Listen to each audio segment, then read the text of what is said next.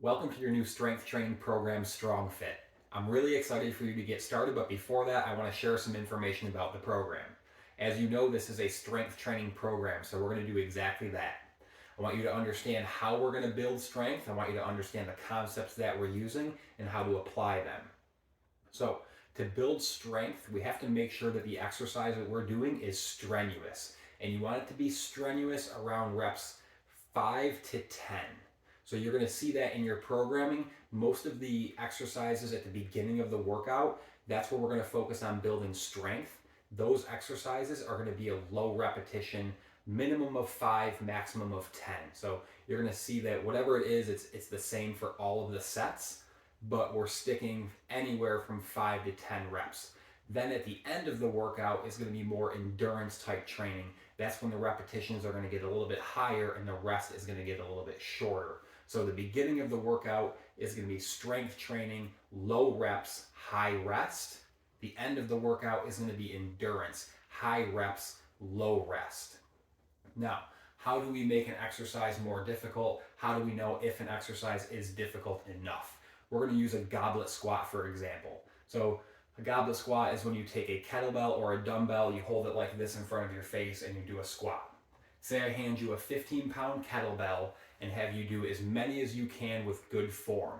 And you get up to 30, and around number 27, 28, maybe even a little bit before that, they start to get difficult. At like 20, you're like, oh, I can do like 40 of these. And then all of a sudden you get to like 23 and you're like, oh shoot, these are a little more difficult. 25, 26, 28, you're starting to strain. 29, 30 is pretty tough.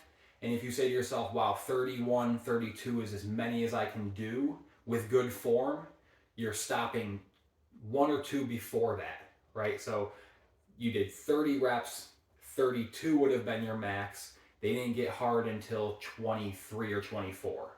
That's really great, but what I would do is I would give you a heavier weight and try to make them more difficult at a lower rep range. So I would hand you, say, a 35-pound kettlebell instead of the 15, and then around, say, like rep 7 or 8, 9 and 10 is going to be really difficult.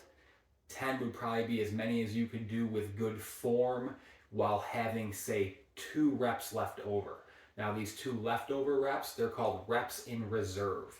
When you're building strength, you don't want to go to failure. You want to keep a couple of reps in reserve. So, like I was saying, if you did 10 and you say to yourself, wow, with good form, I probably could have done 2 more going to failure.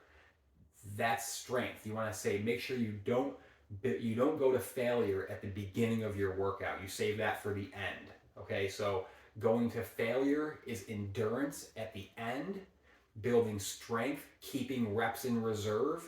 That's at the beginning of your workout. That's to build strength. So the next thing about strength is that you want to rest about 2 to 3 minutes in between your sets. What that means is if you're trying to get a stronger chin up, then you want to rest about 2 minutes, if not 3 minutes in between your chin ups. The reason we do that is because the longer that you rest in between each set, the more your muscle's going to be able to recover and use that strength for the next set. So if you just do a set of chin ups, you come down, you shake your arms out, maybe you wait like 10 or 20 seconds and then do another set, your arms are still recovering from that first set. So they don't have enough muscle energy in them to perform their best for the next set.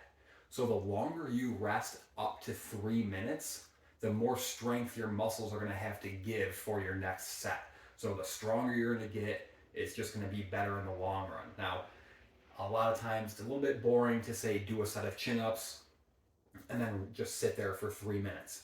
That's why I like to include a superset sort of like concept into the workouts where you're going to do an upper body exercise, and then while your upper body is resting, you're going to do a lower body exercise and then a core exercise. So you're going to sneak in about 2 minutes of rest for your upper body while still training the rest of your body, still building up, your athleticism and your strength in your lower body and your core. So that's the concept that you're going to see a lot of, is this upper body, lower body, core, because we're trying to get enough rest for the upper body without just sitting still doing nothing.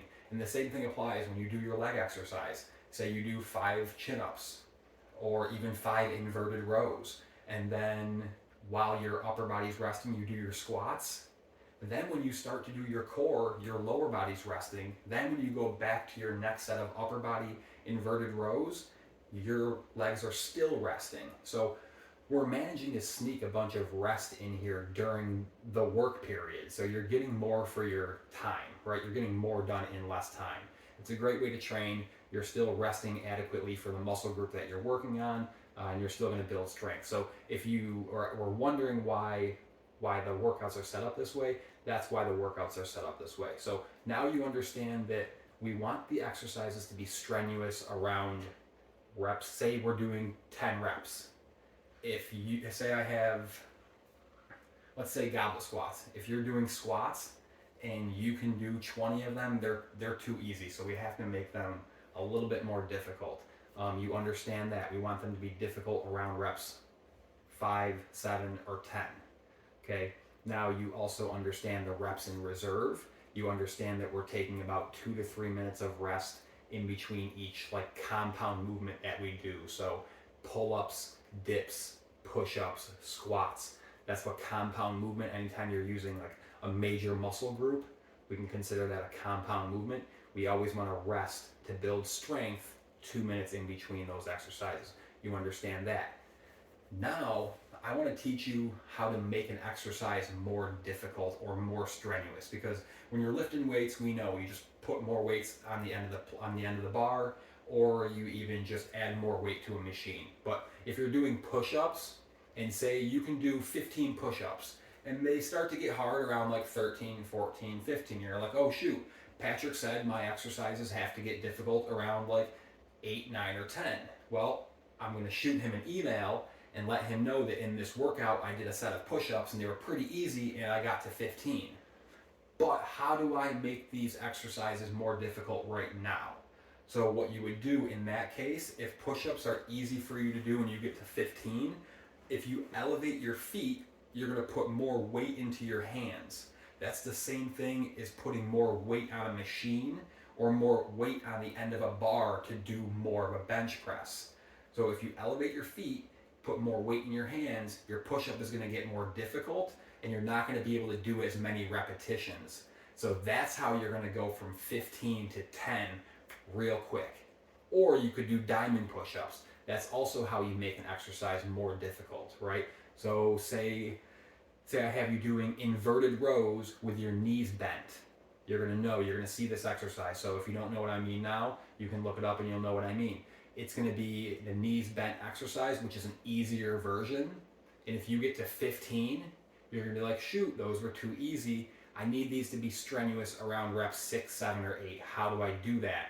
You're going to elevate your feet the same way you do in a push-up. If you elevate your feet, it puts more weight in your upper body. So an inverted row is a pull exercise. It's a pull-up modification, right? So your body is like this, and you're pulling yourself to a bar.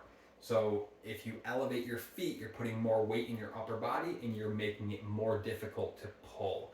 So then you're only going to be able to do between 5 and 10. Okay, so now you know the 3 strategies of this workout program, why we're doing what we're doing, and how to apply them. I hope all this makes sense. If you have any questions, don't hesitate to ask. But I'm really excited for you to get started. You're going to find the strongest version of yourself. It's going to be really fun. Enjoy the journey.